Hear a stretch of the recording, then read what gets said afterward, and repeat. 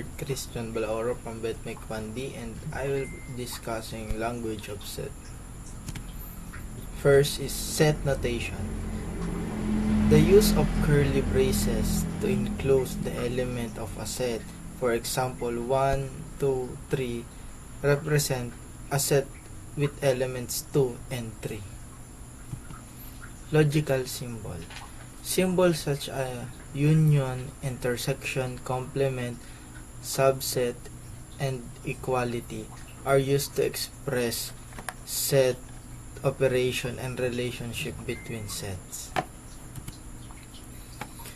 Quantifiers. Symbols such as for all and there exist are used to express statement about all elements or some elements of a set.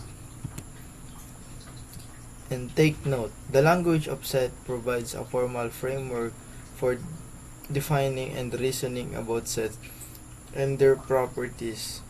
It allows mathematicians and logicians to express precise statements and proofs related to set theory.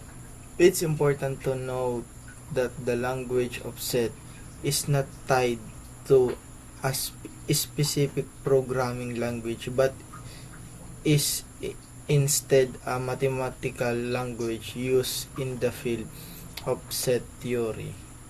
And that's it. Thank you.